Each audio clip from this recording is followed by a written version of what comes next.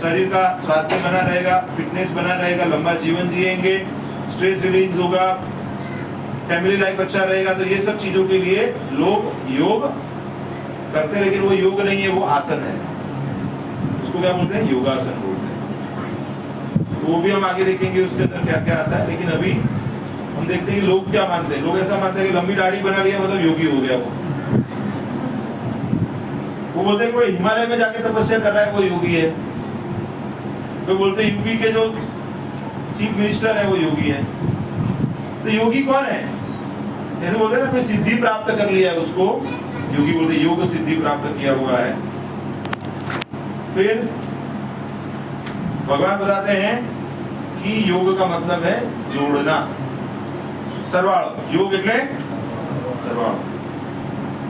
सो हमारी जो चेतना है उसको भगवान विष्णु के साथ जोड़ना, उसको क्या बोलते हैं? योग बोलते हैं या जोड़ना बोलते हैं। तो भगवान विष्णु के साथ कैसे जुड़ना है? प्रेम संबंध में जुड़ना है, बैर करके नहीं जुड़ना है कंस की तरह। तो योग का मतलब ये नहीं है कि भगवान के अंदर मिल जाना है।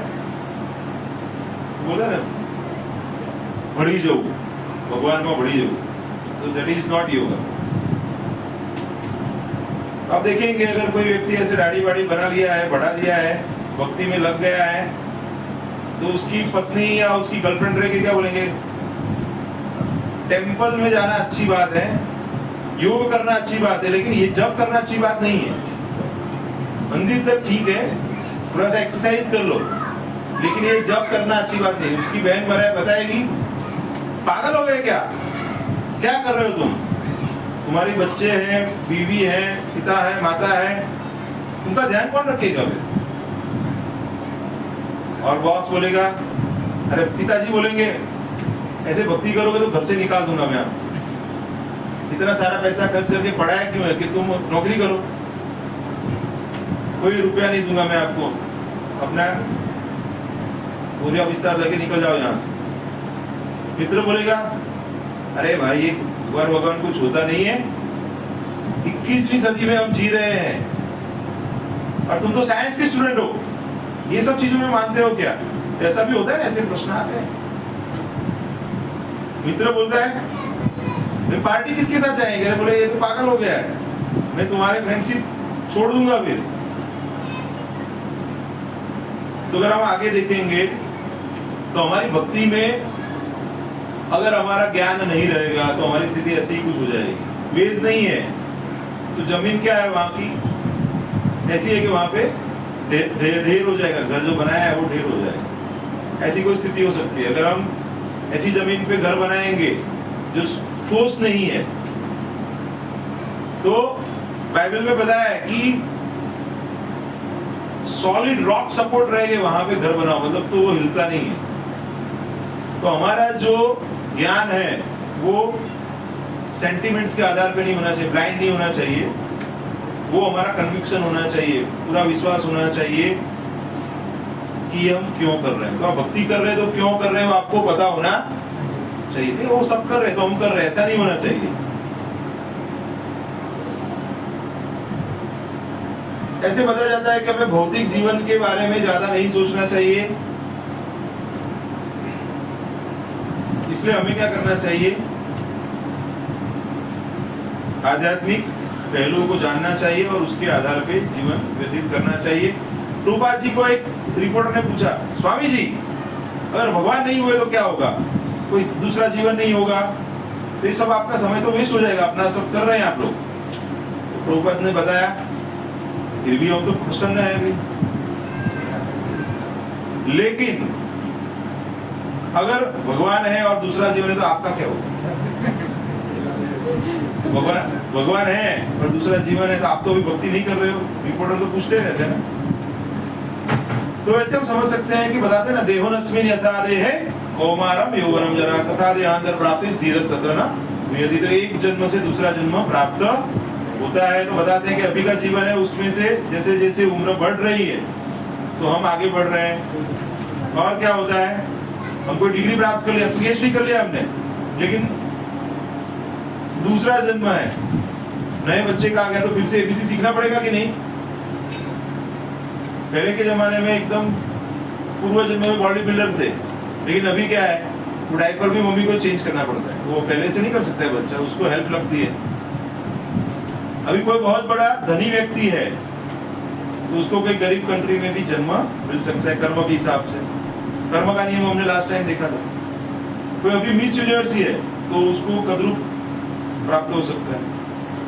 कोई मांस भक्षण कर रहा है तो दूसरे जन्म में उसको ही कोई प्राणी बनाया जाए और उसको लोग भक्षण कर ले।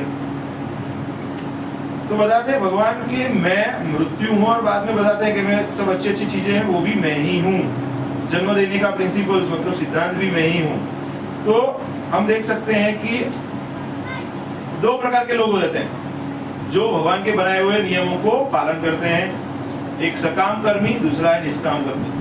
तो भी सकाम है तो सकाम है क्या हो जाता है, कर्मकांड में लग जाता है।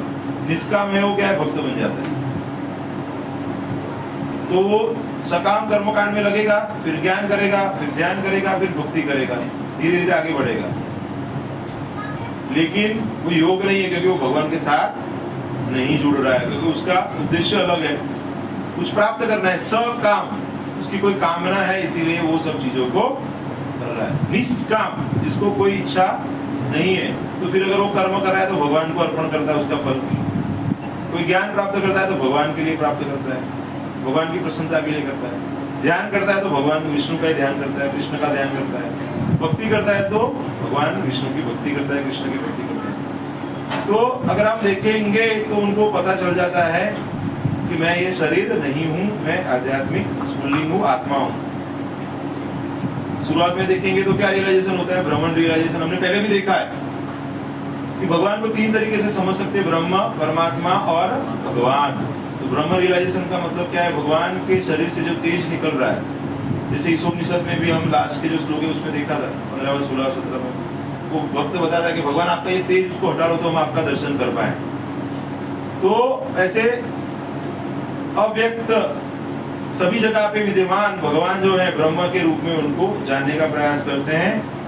फिर जो योगी रहते हैं वो क्या करते हैं, परमात्मा रियलाइजेशन अपने हृदय प्रदेश में स्थित परमात्मा का दर्शन करने का प्रयास करते हैं।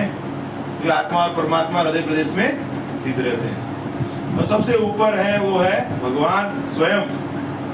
भगवान कौन है, कृष्ण है। ईश्वरः परमः कृष्ण सच्चिदानंद विग्रह अनादिरादिर गोविंद सर्व कारण कारणम। उनको जो सत चित और आनंद तीनों जो है उसका विग्रह जो है भगवान है, उनका रियलाइजेशन करते हैं, वही है सुप्रीम पर्सनालिटी ऑफ गॉडहेड, अवतारी, जो सभी अवतार जिसके अंदर से आते हैं, जिनको हम कृष्ण के नाम से पहचानते हैं। तो जो सकाम कर्म कांड में लगे हुए हैं उनको जीवन का अंतिम लक्ष्य पता नहीं है, इसीलिए तो सकाम कर्म में लगे हुए हैं। उनको क्या चाहिए, स्वर्ग प्राप्ति चाहिए और अच्छा भौतिक जीवन प्राप्त करना है, इसीलिए यज्ञ सब करते हैं, धार्मिक अनुष्ठान करते हैं। लेकिन जो निष्काम है उनको पता है जीवन का मुख्य लक्ष्य क्या है, अंत काले नारायण स्मृति, भगवान का ध्यान होना चाहिए, भगवत प्राप्ति होना चाहिए। आप लोग कब धोती कुर्ता क्यों पहनते पता है आपको, भगवत धाम में यही ड्रेस है, कभी से प्रैक्टिस करते हैं। तो वहां पे जाएंगे तो ये ड्रेस अगर धोती पहनना नहीं आया तो वहां पे क्या करेंगे, वापस अगर जी सीख के आओ वापस तो दूसरा एक जन्म लेना पड़ेगा। तिलक नहीं किया है तो वहां पे तिलक बिना तिलक के नहीं घूम सकते, इसलिए क्या करना पड़ेगा, प्रैक्टिस है। अभी शादी होने वाली है तो लड़की को पहले से उसकी माँ सिखाती है कि नहीं, तो वहां पे जाके तो खाना पकाना पड़ेगा, थोड़ा खाना किचन में भी जाओ थोड़ा। फिर बच्चे हैं उसको संभालना भी सिखाते हैं, क्योंकि तुम्हारा भी बच्चा आएगा, थोड़ा सीख लो अभी से, सब्जी कटिंग कैसे होता है वो सिखाते हैं। लड़का रहेगा तो उसको क्या बोलते हैं, तुम पिताजी से काम सीखो ना, कुछ तो करना पड़ेगा, उसको भी सीखना पड़ेगा ना। किसान रहेगा तो बोलेंगे चलो हल चलाना सीखो, ट्रैक्टर चलाना सीखो, आजकल ट्रैक्टर चलते हैं। दुकानदार रहेगा तो बोलेगा चलो दुकान में बैठो हिसाब करना सीखो, तो सिखाते हैं ना। जो काम बाद में करना है उसको हम पहले प्रैक्टिस करते हैं ना। इसलिए क्या करना है आपको, अभी से भगवत धाम में जो प्रैक्टिस चल रहा है उसको थोड़ा थोड़ा सीखना है अभी। तो वहां पे भक्तों की कृपा से अगर पहुंच गए तो वापस नहीं आना पड़ेगा।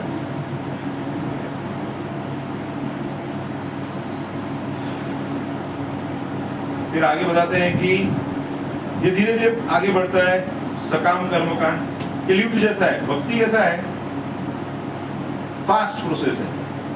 इधर क्या होता है, बहुत जन्म आ जाते हैं, फिर कभी तो पता चलता है कि अरे फंसे हुए हैं। मेरे एक मित्र मिले थे आज हमारे घर पे, कल रुके थे, रात भक्त हैं अपने, कुछ काम से बड़ौदा आते हैं, तो बताते हैं कि जो उग्र कर्म है, कंपनी में जो काम रहता है ना, तो उनको भी कभी कोई बार देखना पड़ता है, खुद प्रोसेस को देखना पड़ता है, तो बोले बहुत उग्र कर्म है, डिफिकल्ट है। तो प्रभुपाद बार बार बताते हैं ना कि ये जो सिविलाइजेशन है बेस्ड ऑन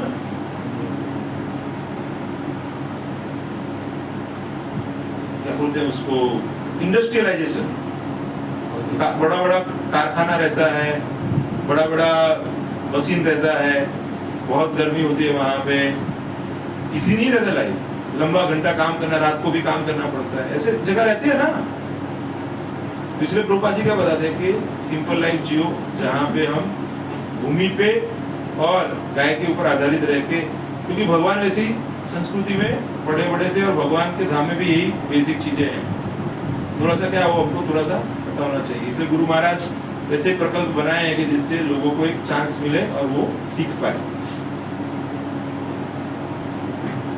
तो ये क्या है कि धीरे धीरे प्रोसेस है, इसमें लोग आलसी हो जाते हैं, करेंगे अभी बाद में कर लेंगे। तो भक्ति में तो क्या है, आपको जैसे शुक्रवार को आते हैं, रविवार को आते हैं, प्रोग्राम में आते हैं, तो भक्त पीछे पड़े रहते हैं, कितनी माला कर रहे हो आप, दीक्षा हो गई कि नहीं, कब आगे बढ़ोगे, तो मतलब कॉम्प्लेसेंट होने का चांस नहीं रहता है। अगर नहीं आए, प्रभु जी अभी 2 हफ्ते से दिखाई नहीं दे रहे, कहाँ पे हुआ, फोन पे आ जाते हैं, काउंसलिंग ग्रुप है, सिस्टम है कि नहीं, कितने लोगों का ग्रुप है, सब ग्रुप में है कि नहीं है, वो हाथ ऊपर कर दो, उनको ग्रुप में डाल देंगे प्रभु जी। तो एक ग्रुप होना चाहिए आपको। सो क्या है कि ये फिर से भौतिक जगत में आना पड़ता है, और जो निष्काम भक्त हैं वो भगवत धाम को प्राप्त करते हैं, क्योंकि वो भगवान को ही प्राप्त करना चाहते हैं। अभी यहाँ पे उदाहरण दिया है कि जैसे ये खुद करना है, तो मंकी का बेबी क्या है, उसको पकड़ के रखना पड़ता है उसकी मम्मी को। अभी बेबी कैट है, उसको कैसा है, उसकी माँ उसको पकड़ के लेके जाती है ना जहाँ पे जाना है। तो भक्ति में भगवान को टेंशन रहता है, समझ रहे हैं आप। जो योगी प्रोसेस में है या अन्य प्रोसेस में लगे, उनको खुद करना पड़ता है, तब जाके फल मिलता है। आप आगे देखेंगे तो जो 4 प्रकार के प्रोसेसेस हैं, कर्मी है जो क्या करते हैं, अपना कर्म करते हैं, उसका फल भोगना प्राप्त करते हैं, वो पुण्य कर्मी बनना चाहते हैं, वो कुछ उसका फायदा मिले, डोनेशन करते हैं। कुछ ज्ञानी है, ज्ञान अर्जन करते हैं, कुछ योगी है, और कुछ भक्त रहते हैं। इसको हम बहुत डिटेल में नहीं जाएंगे, लेकिन मैं आपको जो मेन पॉइंट है वो बताऊंगा। तो बताते हैं कि अगर जो कर्मी है वो अपना भाव छोड़ देता है, कैसा भाव छोड़ देता है, कर्म से फल जो प्राप्त करने का है वो छोड़ देता है, तो वो उसको फिर निष्काम कर्म योग हो जाएगा। भले ही कर्म ही है वो, लेकिन अगर उसमें से वो बाहर आना चाहता है, तो अगर भक्ति नहीं करता है, लेकिन अगर भगवान के साथ जुड़ना चाहता है अपने कर्म के द्वारा, तो उसके फल जो है वो भगवान को अर्पण करना चाहिए, वही भावना से कर्म करना चाहिए। तो आगे बताते हैं कि जो ज्ञानी है, फिर आगे जो योगी है, योग में भी आप देखेंगे तो 6 क्रियाएं हैं। कौन कौन सी क्रियाएं को बताएंगे, यम, नियम, आसन, प्राणायाम, प्रत्याहार, धारणा, ध्यान और समाधि। तो ये जो सिर्फ आसन है वो योग नहीं है, उसको क्या है, वो गलत प्रचार कर दिया है। उसके पहले क्या नियम करना पड़ता है, यम नियम, क्या करना है क्या नहीं करना है। फिर प्राणायाम मतलब अपना सांस के ऊपर कंट्रोल करना है, प्रॉपर आसन में बैठ के। फिर उसके बाद प्रत्याहार मतलब इंद्रियों को कंट्रोल करना है। फिर कोई चीज के ऊपर धारणा करनी है, फिर उसके ऊपर ध्यान करना है, और उसके बाद क्या आता है, समाधि लास्ट में आ जाता है। तो ये अष्टांग भगवान को अर्जुन बता देते हैं कि ये तो डिफिकल्ट है, तो 1 घंटा हम जब के लिए आराम से बैठ नहीं पाते, क्या ये करेंगे, तो ये योग अपने लिए नहीं है। अर्जुन बता दे कि ये सब हमारे लिए पॉसिबल नहीं है। तो आगे बताते हैं कि कर्म योग क्या है, ज्ञान योग क्या है, ध्यान योग क्या है और भक्ति योग क्या है। कर्म योग क्या है, भगवान के लिए अर्जुन ने फाइट किया, वो भक्ति योग भी था, क्योंकि भगवान साथ में, भगवान को याद करके कर रहे हैं, उसके द्वारा भगवान के साथ जुड़ना। ध्यान योग मतलब भगवान का ध्यान करना, और भक्ति योग मतलब भगवान की सेवा करना। प्रभुपाद जी हैं तो उन्होंने क्या किया है, प्रभुपाद जी ने क्या किया, भक्ति का ट्रांसलेशन क्या किया, डिवोशनल सर्विसेज। डिवोशन ऐसे नहीं किया ना, समझ रहे हैं आप कहीं पे भी पढ़ेंगे प्रभुपाद जी का, तो भक्ति का अगर ट्रांसलेशन है तो प्रभुपाद जी ने क्या बताया है, भक्तिमय सेवा ऐसे बताया हुआ है। यहाँ भी आप देख सकते हैं भक्ति योग में क्या है, लक्ष्मी जी है जो भगवान की पाद सेवनम कर रहे हैं। मतलब भक्ति है, उसके अंदर अगर सेवा का इंग्रेडिएंट्स नहीं है, आप समझिए कि आप कोई दाल बना रहे हैं या कुछ सब्जी बना रहे हैं, तो उसके अंदर जो मसाला नहीं डालेंगे मेन जो, तो टेस्ट आएगा क्या उसका। तो भक्ति में क्या है, कोई सेवा होना चाहिए। तो कोई बोलते ना हम भक्ति कर रहे हैं लेकिन कोई सेवा नहीं कर रहे हैं, तो उसका मतलब क्या है, वो अपूर्ण है, वो पूरी रूप से नहीं हो रहा है। कोई तो सेवा में एंगेजमेंट होना जरूरी है। ऐसे कोई सेवा नहीं है तो है, अपने पास बहुत भक्त हैं, आपको गाइड कर देंगे, कंप्लेंट नहीं होना चाहिए किसी का। फिर आगे बताते हैं कि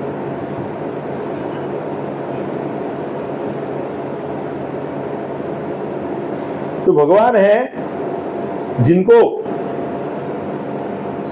अगर कोई सेवा कर रहा है, उनकी पूजा कर रहा है, कैसे कर रहा है, वो सब कुछ छोड़ के भगवान के ऊपर आश्रित हो गया है। इसलिए तो चैतन्य महाप्रभु ने क्या किया, दोनों हाथ ऊपर करके पूर्ण रूप से भगवान के ऊपर आश्रित हो जाओ, और कोई चीज के बारे में चिंतन नहीं करता है, अपनी भक्ति में लगा हुआ है, भगवान के ऊपर ही चिंतन है उसका। तो उससे क्या हो जाता है, भगवान बताते हैं हे पार्थ, तो उसको जन्म मृत्यु के जंजाल से निकाल देता, तुरंत मुक्त कर देता। तो भगवान स्वयं आते हैं या भगवान अपने दूतों को भेज देते हैं, विष्णु दूत को भेज देते हैं। अजामिल को बचाने के लिए आ गए थे तुरंत, सिर्फ नामाभास, भगवान के नाम का सिर्फ आभास। नारायण, नारायण अपने बच्चे को बुला रहे थे अजामिल, तो भी वो आ गए। भगवान स्वयं बताते ना, सर्वधर्मान परित्यज्य मामेकम शरणं व्रज अहम त्वां सर्वपापेभ्यो मोक्षयिष्यामि मा शुचः। ये कौन है, प्रहलाद महाराज है। प्रहलाद महाराज हमारे सबके चहीते हैं। क्यों, तो वो हमें शिक्षा देते हैं तो कम आयु में भी क्या करना चाहिए, भक्ति करनी चाहिए। 5 साल के हैं तभी भी वो ज्ञान दे रहे हैं सबको। असुर बालकों को क्या, पॉलिटिक्स ठीक है, वो सब टीचर पढ़ा रहे हैं, आप यहाँ पे सुनो, भक्ति का गाइडेंस वो दे रहे हैं। तो भक्ति के प्रकार क्या है और बताएंगे। नवदा भक्ति में क्या आता है, श्रवणम कीर्तनम विष्णु। तो किसका श्रवण कीर्तन करना चाहिए, भगवान विष्णु का, कृष्ण का करना चाहिए। फिर आगे क्या बताते हैं, स्मरणम पाद सेवनम। स्मरण मतलब उनको कुछ भी तकलीफ हो गई तो भगवान को याद करते थे, वो उसको तकलीफ को वो ज्यादा भी कोई ध्यान नहीं देते थे, मतलब वो भगवान देख लेंगे। फिर आगे बोलते हैं वंदनम अर्चनम पाद सेवनम दास्यम अर्चनम और सख्यम। सख्यम हमने देखा हुआ है, सख्य किसके साथ है, भगवान ने बहुत सबके लिए सखा बने हुए हैं। अर्जुन के लिए भी बन गए, गोप बालों के लिए भी बन गए, सुदामा के लिए भी बन गए। मतलब काफी जगह पे भगवान अपने जो भक्त हैं उनके साथ मित्रवत व्यवहार करते हैं। भले ही हनुमान जी दास्य रस में स्थित थे, लेकिन भगवान राम है, वो तो उनको अपने मित्र की तरह ही करते थे। ऐसे नहीं, दास की तरह नहीं रखते थे उनको। बोले मैं तो आपका इतना ऋणी हो गया हूँ तो मैं आपकी तरफ देख भी नहीं पाता हूँ, क्योंकि आप किसी के ऋणी हो जाते हैं तो उसकी तरफ देख नहीं पाते ना। तो भगवान हनुमान जी की तरफ इतना रिस्पेक्ट रहता था उनका, समझ सकते हैं। तो भगवान के साथ 9 प्रकार से हम अपना संबंध जोड़ सकते हैं, कोई भी एक प्रकार से करना चाहिए। शुरुआत प्रभुपाद जी ने 2 तरीके से दिया हुआ है, हमें श्रवण और कीर्तन करना है। तो प्रभुपाद जी ने पूरा प्रोग्राम ही वैसे बनाया है, पावर पैक प्रोग्राम है, जहाँ पे हम सुबह से उठते हैं तब सोते हैं तब तक का प्रोग्राम प्रभुपाद जी ने दिया हुआ है। उसमें मुख्यत्व हमको 2 घंटा भगवान के पवित्र नाम का जप बताया है। हरे कृष्णा कृष्णा कृष्णा हरे हरे, हरे राम राम राम हरे हरे। तो ये महामंत्र का जप हमें बोलना चाहिए और सुनना चाहिए, तो जिससे श्रवण और कीर्तन दोनों हो जाएगा। और सब भक्त साथ में मिलके अलग से कीर्तन भी कर सकते हैं, सामूहिक कीर्तन भी कर सकते हैं, और साथ में बैठ के जब भी कर सकते हैं, जैसा हम हर रविवार को करते हैं। कितने भक्त रविवार को नहीं आ पाते हैं? तो उन भक्तों को हमारा नम्र निवेदन है, अगर नहीं आ पाते हैं तो फिर हम नेक्स्ट वीक आपके घर पे आके जब प्रोग्राम करेंगे। प्रभु जी लिस्ट निकालो अभी आप, कौन नहीं आ रहे हैं। उनको दो ऑप्शन देना है आपको कि नेक्स्ट वीक आप आ रहे हो कि हम आपके घर पे आ जाए। दो ऑप्शन है, फिर वो अपने आप ही बोलेंगे नहीं हम आ जाएंगे।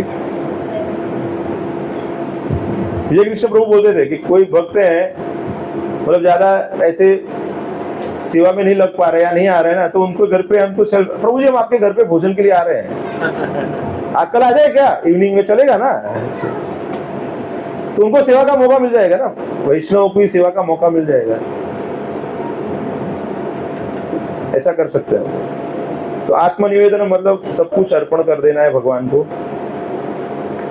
तो बलि महाराज है, उन्होंने पूरा सब कुछ अपना भगवान को दे दिया। अमरीश महाराज है, वो पूरा नवदा भक्ति कैसे करना है वो उन्होंने बताया था। आगे बताया जाता है कि युग के हिसाब से धर्म रहता है। तो बताया जाता है कि जो सतयुग है वहां पे वो ध्यान कर सकते थे लोग भगवान का, क्योंकि लाख लाख साल तक लोग आयुष्य रहता था। उसके बाद देखेंगे तो त्रेता युग आ गया तो लोग कुछ हजार साल जीते थे। द्वापर युग आया तो बड़ी बड़ी पूजा करते थे और कुछ 100 साल जीते थे। लेकिन कलयुग में बताया कलो तद हरि कीर्तना, कलयुग में क्या है, भगवान हरि का नाम का कीर्तन है। हरे कृष्णा कृष्णा कृष्णा हरे हरे, हरे राम राम राम हरे हरे। तो युग के हिसाब से युग धर्म बदलता है। सतयुग में क्या है, भगवान का ध्यान करना है। त्रेता युग में क्या है, बड़े बड़े यज्ञ करने हैं। द्वापर युग में भगवान की बड़ी बड़ी पूजा कर सकते हैं, थोड़ी संपत्ति बची हुई है। और कलयुग में क्या है, कुछ नहीं करना है। भगवान क्या बोल रहे हैं, आपके पास कुछ नहीं है, आप दो हाथ ऊपर करके मेरे नाम का संकीर्तन कीजिए। और प्रभुपाद जी ने वही करके ऑल ओवर वर्ल्ड भगवान का जो हरि कीर्तन है, संकीर्तन है, उसका प्रचार किया। और अभी देखेंगे लाखों भक्त हैं, वो पूरे दुनिया में आप देख सकते हैं। आप कहीं पे भी जाएंगे भक्त मिलेंगे आपको, कहीं पे भी चले जाइए, आप पाकिस्तान चले जाइए, बांग्लादेश चले जाइए, आप दुबई चले जाइए, कोई भी जगह पे जहां पे भी लोग रहते हैं वहां पे आपको भक्त मिल जाएंगे। जापान में, चाइना में, हर एक लैंग्वेज में भगवत गीता का अनुवाद हुआ है, भागवतम का अनुवाद हुआ है, और सभी को ये पुस्तकें सनातन धर्म का जो धरोहर है वो उनको प्राप्त हुआ है प्रभुपाद जी की कृपा से। फिर बताते हैं कि कौन सा मंत्र करना है। तो हरे कृष्णा कृष्णा कृष्णा हरे हरे, हरे राम राम राम हरे हरे। तो मंत्र क्या है बताते हैं कि इति षोडशकम नाम कलि कल्मषनाशनम। तो ये जो 16 नाम वाला जो मंत्र है वो कली के सारे कल्मष को खत्म कर देता है, और उससे अलावा कोई उपाय वेदों में नहीं है, ऐसा बताया गया है। तो हमें इसीलिए इसको महामंत्र बोला गया है। बोले ना मैन और सुपरमैन, सामान्य आदमी महामानव जिसके पास ज्यादा ताकत। तो ये मंत्र में क्या है, महान ताकत भगवान ने दी हुई है, इसलिए कलयुग के लोगों के लिए यही है। ब्रह्मा जी ने बताया कि इसीलिए ये कलयुग के जीवों के लिए है, सभी जो दूषित जीवात्माओं के लिए यही महामंत्र दिया हुआ है। इसीलिए हम क्या करते हैं, जब करते हैं तो तुलसी महारानी को हम सामने दर्शन करके उनको प्रणाम करके करते हैं कि तुलसी महारानी भगवान के बहुत बड़े भक्त हैं। वृंदावन का मतलब क्या है, तुलसी का वन। भगवान वहां पे ही तो विराजमान है, सदैव विराजमान है। तो जब कैसे करना है आपको पता है, 108 मणके रहते हैं। जो मुख्य मणि है वहां पे हम क्या बोलते हैं, जय श्री कृष्ण चैतन्य प्रभु नित्यानंद श्री अद्वैत गदाधर श्रीवासादि गौर भक्त वृंद। उसके बाद हरे कृष्णा कृष्णा कृष्णा हरे हरे, हरे राम राम राम हरे हरे। ऐसे स्पष्ट उच्चारण करके करने का प्रयास करना चाहिए। 2-4 माला हम ऐसे थोड़ा अच्छे से करेंगे तो बाद में बाकी की माला भी अच्छे से धीरे धीरे कर पाएंगे।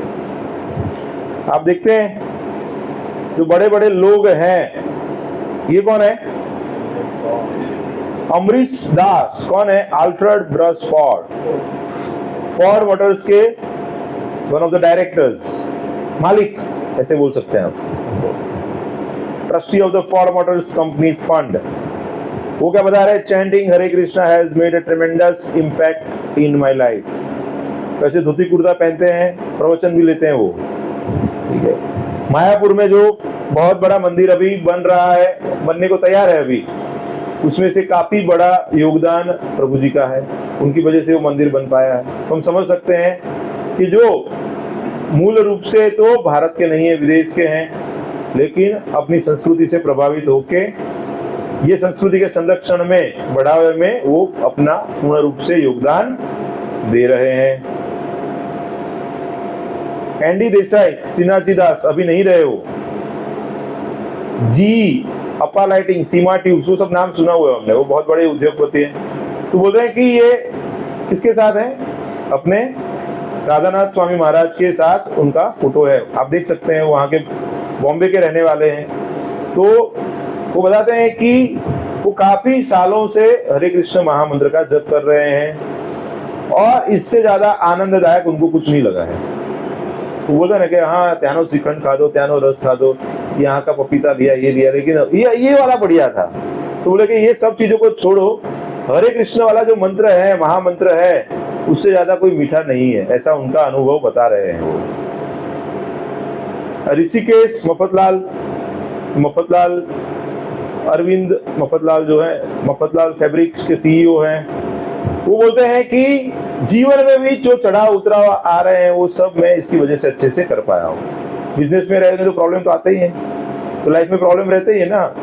हम छोटा काम कर रहे हैं तो छोटे प्रॉब्लम्स आते हैं, कोई बड़ा बिजनेस देखे है तो उसको बड़े प्रॉब्लम्स आते हैं। लेकिन वो बोल रहे हैं कि सभी चीजों को बहुत ही कॉन्फिडेंस के साथ और शांतिपूर्ण मन से उसको मैं सहन कर पाया। यहाँ पे बताते जॉर्ज हैरिसन, प्रभुपाद जी उनको बोलते हैरिसन नहीं, हरिजन। आप तो भगवान के पुत्र, क्योंकि जब प्रभुपाद को पुस्तक छापने के लिए और प्रचार कार्य के लिए धन की आवश्यकता रहती थी, तो बहुत ही अच्छे से वो प्रभुपाद को सपोर्ट किया था। जब बहुत शुरुआती समय था तब बीटल्स करके, और उन्होंने हरे कृष्ण महामंत्र को दुनिया के कोने कोने तक पहुंचाने में प्रभुपाद को सहायता की, सेवा की थी उन्होंने।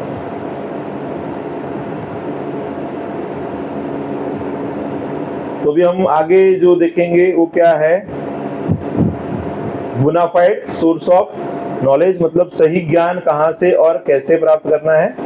तो आज का जो सेकंड पार्ट है वो हम आज अभी उसमें से लेंगे। तो पहले पार्ट में किसी को कोई प्रश्न है तो पूछ सकते हैं। अभी किसी को कोई प्रश्न है?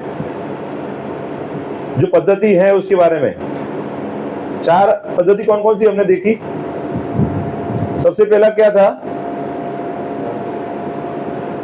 ध्यान कौन से युग में है? वो सतयुग में। दूसरा यज्ञ, वो कौन से युग में है?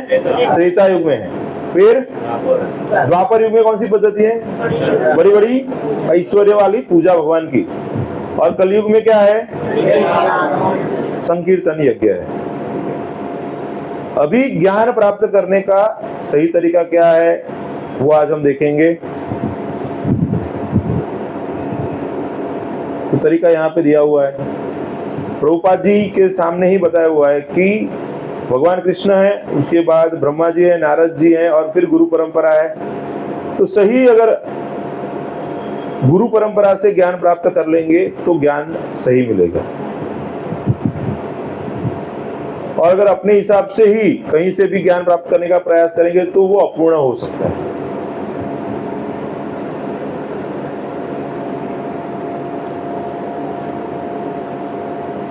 इनको पहचानते हैं आप? कौन है? चैतन्य महाप्रभु है।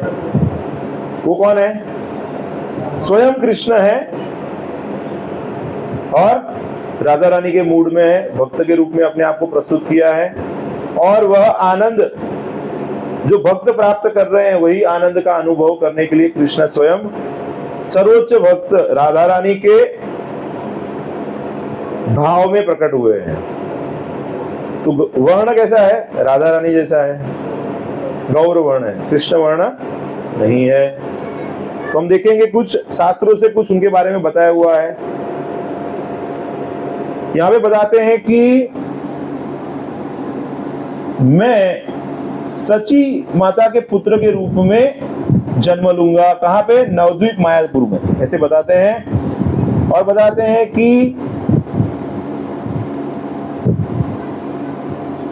आध्यात्मिक जो पूर्ण रूप है उसमें आऊंगा। और कहां पे, कब आऊंगा मैं? कलयुग के शुरुआत के भाग में आऊंगा। तो कलयुग का अभी 5000 साल है, शुरुआती भाग है। कलयुग का ड्यूरेशन कितना है? 4,32,000 है।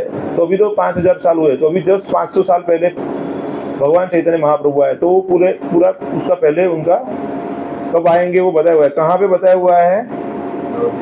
गरुड़ पुराण में ये बताया हुआ है। तो कभी जो लोग हैं उनको पता नहीं रहता है ना कि चैतन्य महाप्रभु कौन है, उन्होंने जो बताया है मार्ग उसको क्यों मानना चाहिए। तो हमें शास्त्र से उसका समर्थन है। आगे बताते हैं कि कलयुग के पहले भाग में पूर्ण पुरुषोत्तम भगवान कैसे आएंगे? गोल्डन, सुवर्ण ऐसा कलर लेके आएंगे भगवान। और वो बताते हैं कि उनकी जो पत्नी है कौन है? लक्ष्मी प्रिया, लक्ष्मी देवी है जो लक्ष्मी प्रिया है। और उसके बाद में क्या, वो सन्यासी बन जाएंगे। और भगवान जो जगन्नाथ हैं वो भी वहां पे प्रकट होंगे। तो मतलब ये सब भगवान के बारे में पहले से ही बताया हुआ है। और आप देखेंगे तो 18 साल तो वो वहां पे ही जगन्नाथपुरी में रहे थे भगवान। आगे बताते हैं कि प्रथम संध्या पहले भाग में कलयुग में भगवान बताते हैं कि ब्राह्मण में आऊंगा मैं, और जो पतित जीव है उनका कल्याण करूंगा। और जो कलियुग है उसके जो ताप है उनको, उससे मैं उनको मुक्त करूंगा। तो ऐसे उनके बारे में पूरा गरुड़ पुराण में वर्णन दिया हुआ है। फिर आगे बताते हैं कि नरसिंह पुराण में बताते हैं कि जो पूर्ण पुरुषोत्तम भगवान है वो सत्य युग में नरसिंह रूप में आए थे, half man half lion. Treta Yuga में बताते हैं कि राम के रूप में आए थे। द्वापर में बताते हैं कि गोप के रूप में भगवान कृष्ण आए थे। और बताते हैं कि कलयुग में चैतन्य महाप्रभु के रूप में वो आएंगे, ऐसे नरसिंह पुराण में बताया हुआ है। और पद्म पुराण और ब्रह्म पुराण में क्या बताया हुआ है कि मैं पृथ्वी पे आऊंगा, कलयुग के शुरुआत में आऊंगा, प्रथम संध्या में आऊंगा मैं। और कहां पे आऊंगा? भागीरथी नदी, जो गंगा जी को भी भागीरथी भी बोलते हैं ना, वहां पे आऊंगा। और गोल्डन फॉर्म रहेगा, सुवर्ण, गौरांग। और सची के पुत्र के रूप में मैं आऊंगा। तो सची माता रहेंगे वहां पे, उनके पुत्र है। वैसे अलग अलग हैं, हम एक एक में डिटेल में नहीं जा रहे हैं, लेकिन कहने का मतलब है कि उनके आने के बारे में बहुत अलग अलग जगह पे, अलग अलग पुराण में उनका वर्णन किया हुआ है। तो ऐसे अनेक जगह पे हमको वर्णन मिलता है कि चैतन्य महाप्रभु है वह स्वयं कृष्ण है, राधा रानी के भाव में है। तो भगवान के आविर्भाव के काफी अलग अलग कारण होते हैं, वो हम कभी और समय पे देखेंगे। लेकिन यहाँ पे मुख्य कारण यही है, हमारे दृष्टिकोण से देखेंगे तो हमें सिखाने के लिए कि भक्ति कैसे करनी है। कभी कोई टीचर है वो 1 2 3 4 5 6 7 8 9 10 लिखता है ना, तो उसको आ रहा है 1 से 10 लिखना। तो भगवान खुद भक्ति करने के लिए नहीं सिखाते, वो हमको कैसे करना है उसके लिए भक्त के रूप में आते कई बार। समझ रहे हैं आप? तो कृष्ण कृपा मूर्ति अभय चरणारविंद श्रील प्रभुपाद जी जो है वो बहुत ही उन्नत भक्त हैं और ब्रह्म मध्व गौड़ीय संप्रदाय में आते हैं। तो प्रभुपाद जी हैं जो ज्ञान प्राप्त किया है जो भगवान कृष्ण ने ब्रह्मा जी को दिया, वही ज्ञान परंपरा में मध्व संप्रदाय में आया, गौड़ीय संप्रदाय में आया आगे, तो वही परंपरा में प्रभुपाद जी हैं, इसीलिए उनको क्या बोलते हैं, ब्रह्म मध्व गौड़ीय वैष्णव। ठीक है, आप देखेंगे कि जो प्रभुपाद जी हैं, जो बचपन से ही भगवान के बहुत बड़े भक्त थे, बहुत छोटी आयु में भी वो रथ यात्रा का आयोजन करते थे। तो उनके पिताजी उनको एक पुराना वाला रथ कहीं से बनाते हैं, मरम्मत करते हैं, और उनको बहुत छोटे थे तो उनकी इच्छा थी भगवान जगन्नाथ की रथ यात्रा निकालने का। तो वो जाते थे वहाँ पे, घर के पास जो मंदिर था वहाँ पे जाते थे, निकलते थे और सब लोगों को प्रसाद बांटते थे। तो अभी आप देखेंगे कि ऑल ओवर वर्ल्ड देखेंगे तो प्रभुपाद जी अभी रथ यात्रा का आयोजन किया है। अभी आंकलाव में भी रथ यात्रा होती है। अभी हमारे एक पेशेंट है जो आंकलाव के रहने वाले हैं, वैष्णव फैमिली से हैं, हवेली वाले हैं, तो वहाँ पे भी हमारे इस्कॉन का एक सेंटर है। तो बताते थे कि उन्होंने कुछ साल से वहाँ पे भी रथ यात्रा का आयोजन किया है।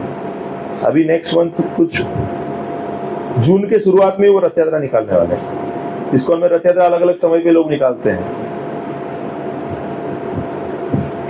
जब प्रभुपाद जी 26 साल के थे, उस समय की बात है, तब अपने मित्र के साथ आग्रहवश होके वो अपने आध्यात्मिक गुरु परम पूज्य भक्ति सिद्धांत सरस्वती महाराज को पहली बार मिलते हैं और उनको आदेश मिल जाता है कि आप पढ़े लिखे हो, आपको ये ज्ञान जो अंग्रेजी में बोलने वाले पाश्चात्य देश के लोग हैं उनको भी देना चाहिए। तो उनकी इच्छा को समझ के प्रभुपाद जी 53 के आसपास की उम्र में वानप्रस्थ लेते हैं। 57 के आसपास की उम्र में वो संन्यास लेते हैं और फिर 10 साल पूरा सब कुछ जो ज्ञान है उसको इंग्लिश में ट्रांसलेट करते हैं। प्रयास करते हैं भारत में भी, लेकिन भगवान की इच्छा थी, गुरु महाराज की इच्छा थी कि वो फॉरेन कंट्री में जाके प्रचार करें। तो प्रभुपाद जी वहाँ पे जाके, हिप्पी हैं उनको हैप्पी बना दिया, गार्डन में जाके वो कीर्तन किया तो लोग प्रभावित होके उनको पीछे हरे कृष्ण कृष्ण कृष्ण हरे हरे, हरे राम राम राम हरे हरे, ये मंत्र उच्चारण करने लगे और उनको बहुत आनंद आया। तो लोग अपने अपने अलग अलग वाद्य लेके आके बजाने लगे। तो मतलब ये मंत्र में ऐसे पावर था कि लोग जुड़ने लगे। योग जो बताते हैं ना, योग का मतलब क्या है, जोड़ना। तो भगवान के साथ लोग, प्रभुपाद जी ने कैसे प्रोग्राम दिया, वो प्रसाद वितरण करते थे, उससे लोग जुड़ गए। अभी हमारे काफी डॉक्टर मित्र बताते हैं कि हम लोग अब्रॉड जाते हैं, इस्कॉन के हम मेंबर हैं, तो हमको वहां पे रुकने की व्यवस्था मिल जाती है और वहां पे हमको प्रसाद प्राप्त हो जाता है। क्योंकि काफी लोग जो है वेजिटेरियन रहते हैं तो फॉरेन कंट्रीज में जाते हैं तो उनको दिक्कत आती है। हमारे कुछ मेडिकल रिप्रेजेंटेटिव मित्र हैं, वो भी बाहर जाते हैं तो बताते हैं कि वहां पे एटलीस्ट हमको प्रसाद मिल जाता है। तो प्रभुपाद जी ने जोड़ा है लोगों को, मूवमेंट को इस तरीके से बनाया कि लोग उसके अंदर जुड़ते हुए। किसी को डांस करना अच्छा लगता है तो बोले कि कीर्तन के लिए आ जाओ, किसी को कोई पेंटिंग करना तो बोले आप कृष्ण का पेंटिंग कीजिए, किसी को बोले सुधारी काम तो बोले आप रथ बनाओ। सबको कैसे न कैसे भगवान के सेवा में उन्होंने जोड़ दिया।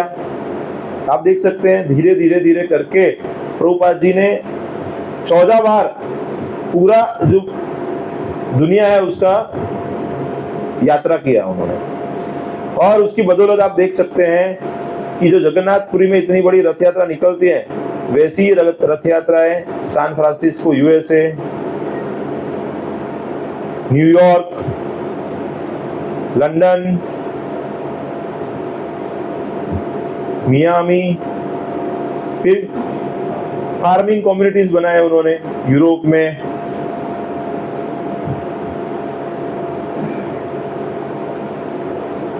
आप देख सकते हैं ना, वहां पे सादा जीवन जीने के लिए वहां पे लोगों को प्रेरित किया कैसे जी सकते हैं। प्रभुपाद जी को बताया उनके गुरु महाराज ने कि आपको कभी भी पैसे मिले तो पुस्तकें छापिए आप। वो मंदिर बनाने के पीछे इतने नहीं, वो बोले कि पुस्तकों को छापिए, पुस्तकों को लोगों तक पहुंचाइए। क्यों? क्योंकि लोग तक पुस्तक पहुंचेगी तो कभी ना कभी पढ़ेंगे, और कभी पढ़ेंगे तो उसका बेनिफिट उनको पूरा जीवन प्राप्त होगा। तो इसीलिए हम लोगों को जब पुस्तक वितरण के लिए जाते हैं तो क्या बताते हैं, ये 200-300 रुपए का पुस्तक है, 100 रुपए का पुस्तक है, छोटा पुस्तक ले लो, कुछ तो ले लो।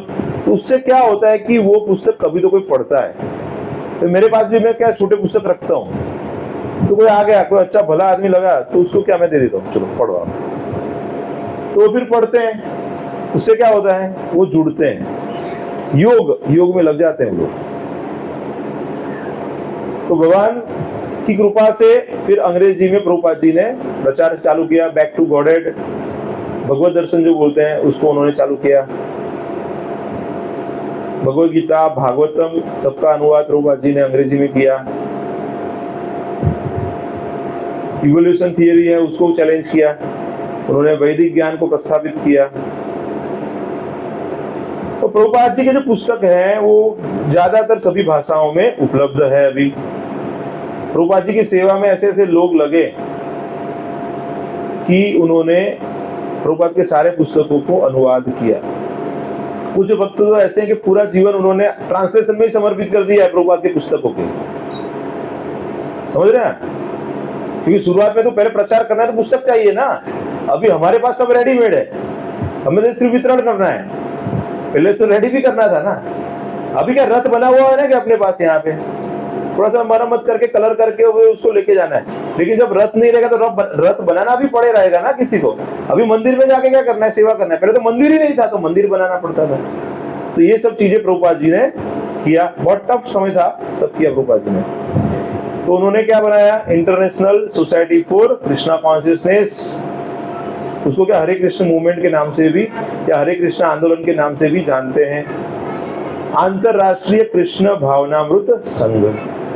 तो कुछ इनिशियल भक्त थे तो बोले कि प्रभुपाद अभी यहाँ पे आप कृष्ण शब्द को निकाल दो, गॉड कॉन्शियसनेस ऐसा लिख दो आप। तो प्रभुपाद बोले कि हमको पता है कि भगवान कृष्ण ही भगवान है, उसे डायल्यूट नहीं करना है, हमको गॉड कॉन्शियसनेस नहीं करना है, कृष्णा कॉन्शियसनेस करना है। तो ही वाज वेरी पर्टिकुलर, उनको पहले से पता था कि सिद्धांत क्या है, उसको कैसे लगाना है।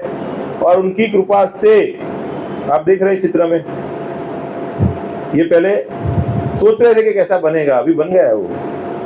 जो भक्त हम जाते हैं तो विश्व का सबसे बड़ा मंदिर TOVP, टेम्पल ऑफ वैदिक प्लेनेटोरियम, तो बहुत बड़ा मंदिर है। आप जब नजदीक जाएंगे तो आपको पता चलेगा, बहुत दूर से दिखाई देता है वो मंदिर। आप काफी किलोमीटर दूर रहेंगे ना, गंगा नदी के तट पे रहेंगे ना, ब्रिज क्रॉस कर रहे तब से वहां से दिखता है वो। 8-10 किलोमीटर दूर से भी वो दर्शन होता है उसका कि ये मंदिर है वहां पे। तो आई थिंक नेक्स्ट ईयर तक में तो ये पूरा बन जाएगा, 2025 तक में। उसके बाद हम भक्त जाएंगे सब लोग, तो वहां पे जाके रुकेंगे थोड़ा दिन। वहां पे जो नवद्वीप आसपास में जो भी द्वीप हैं, वहां पे भगवान और भगवान के भक्तों की बहुत अच्छी अच्छी लीलाएं हैं, उसका भी हम श्रवण कर सकते हैं, दर्शन कर सकते हैं। मतलब 1 हफ्ता मिनिमम लेके जाना चाहिए। यहाँ पे जा रहे हैं, मायापुर जा रहे हैं तो मिनिमम 1 हफ्ता, ज्यादा भी जा सकते हैं, हम 10 दिन भी जा सकते हैं। लेकिन मेरा अभी तक का अनुभव ऐसा रहा है, हम लोग काफी धाम गए अलग अलग जगह पे, लेकिन वहां पे जाके जो आपको कनेक्ट फील होता है भगवान के साथ, वो कहीं पे भी नहीं फील हुआ है। वो वृंदावन में भी इतना नहीं होता है जितना यहाँ पे मायापुर में होता है। क्योंकि मायापुर में क्या है, भगवान कौन है, चैतन्य महाप्रभु। तो वो कैसे उदार अवतार है। तो उदार का मतलब क्या है, 2 हाथ से दे रहे, ले जाओ भक्ति, ले जाओ, चलो जाओ लेके जाओ। बाकी सब जगह पे कैसा है, थोड़ा सा रेशनिंग हो रहा है, थोड़ा थोड़ा मिलेगा। यहाँ पे क्या है, आप लेके जाओ। तो वहां का वातावरण ही कुछ अलग है।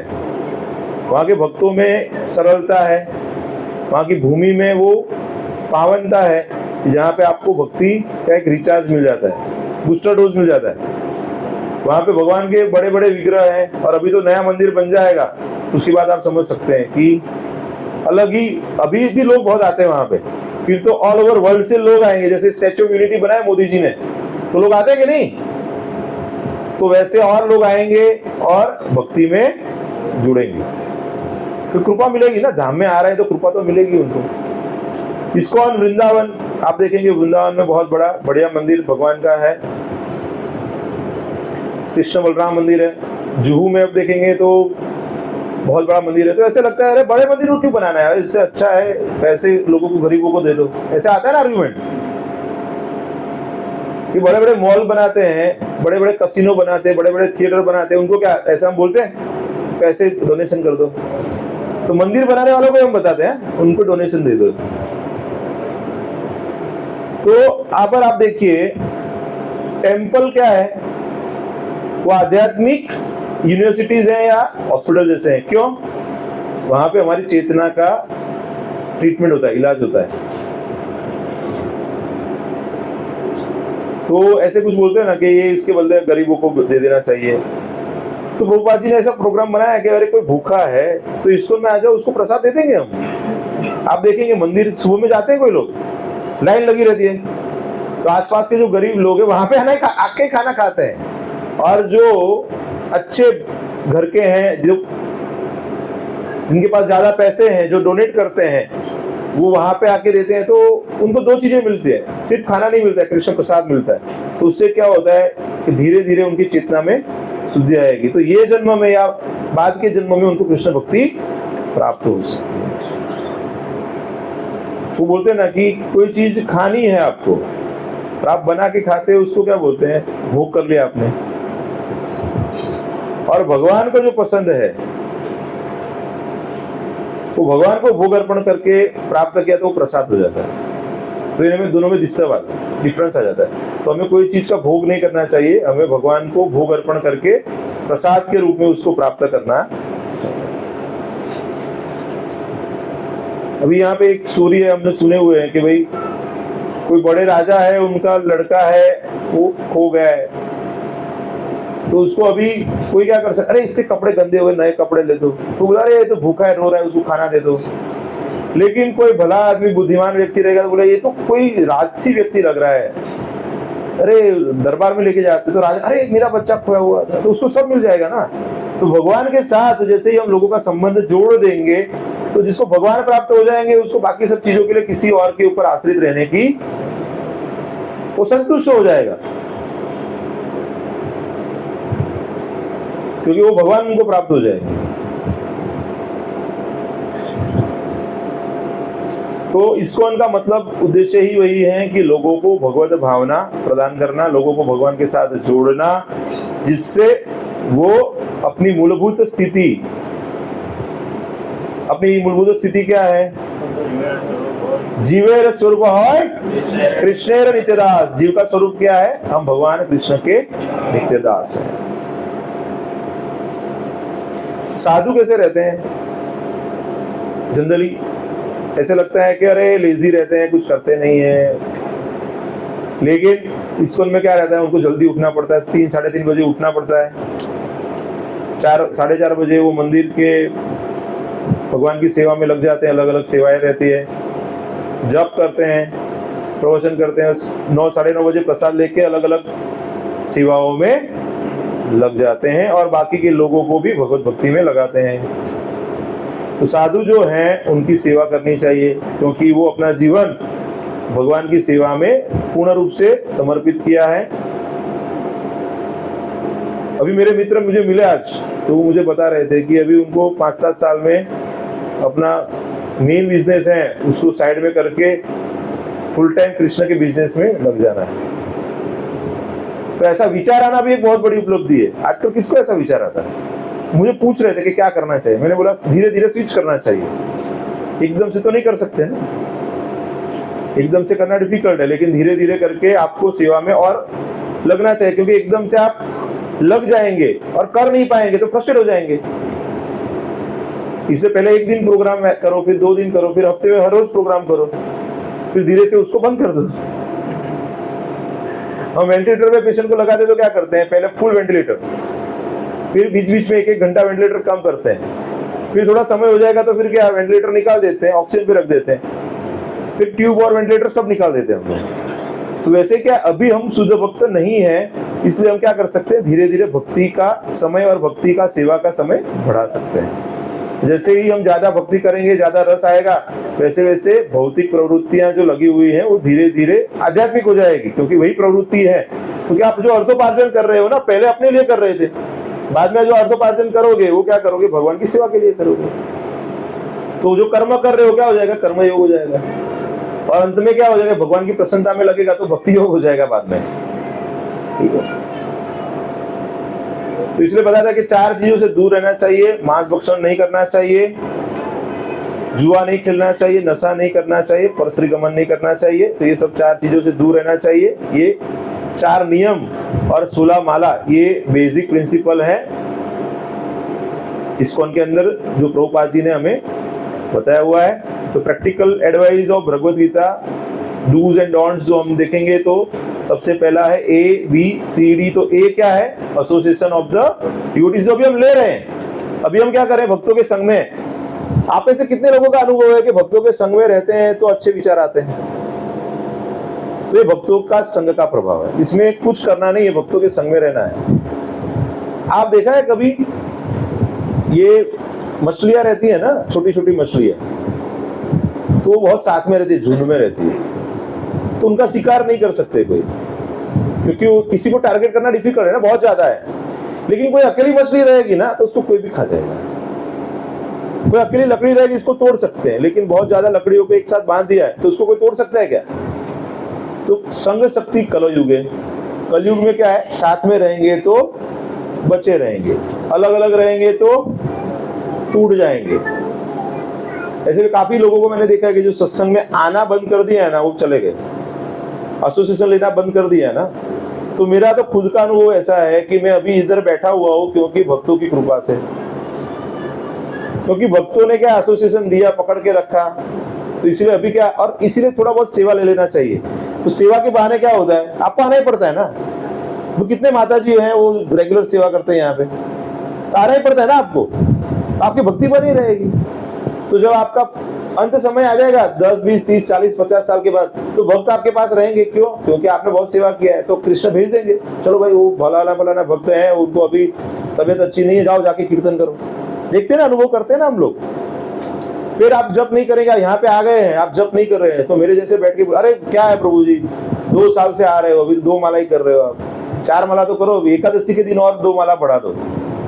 ऐसे करके धीरे धीरे उत्साह भी देते हैं। तो एसोसिएशन का बहुत फायदा है, बहुत जरूरी भी है। इसलिए ऐसा बोलते हैं कि हर रोज भक्तों का एसोसिएशन मिले, वैसा हमें प्रयास करना चाहिए। उसके लिए हम सोच रहे हैं कि कैसे कर सकते हैं, हर रोज भक्तों का संग मिले, ऐसा प्रयास करेंगे। फिर है पुस्तक वितरण। तो पुस्तक वितरण से क्या है? लोगों को हम बुक्स देते हैं, तो बुक्स पढ़ेंगे तो उससे क्या होता है? वो प्रभुपाद का संग कर सकते हैं।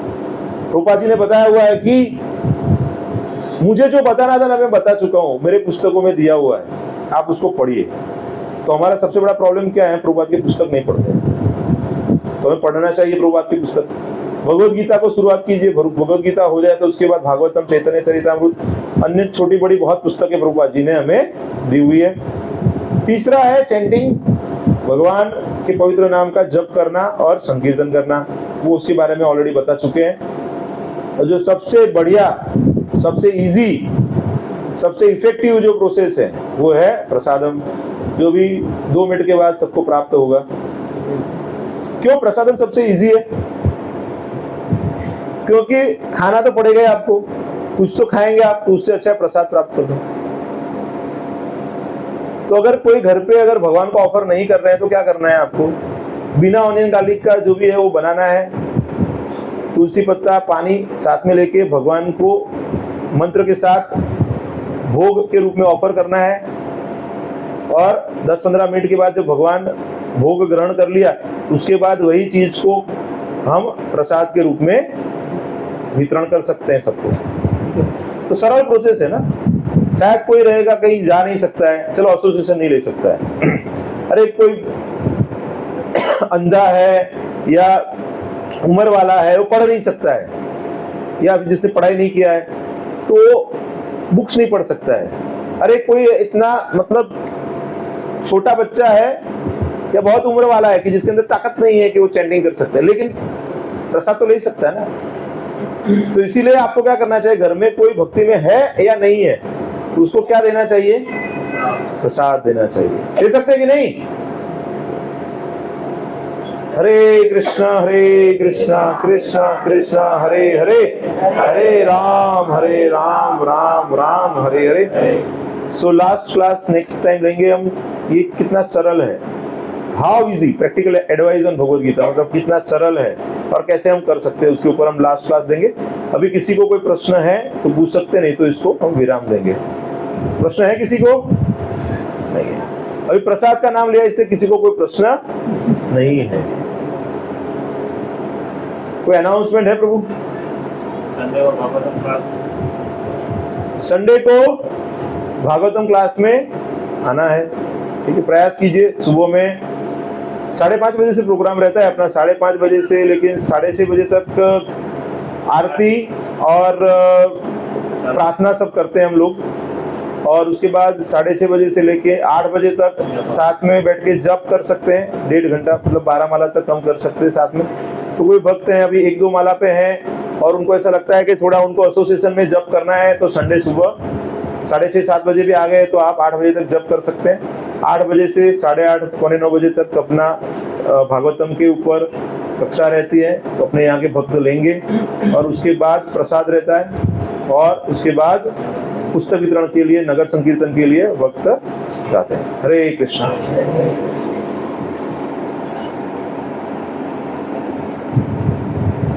अभी कोई है ऐसे जो माला बढ़ाने वाले हैं अभी, कि सब 16 पे पहुंच गए? अभी प्रभु के लिए माला करो जो तुम्हें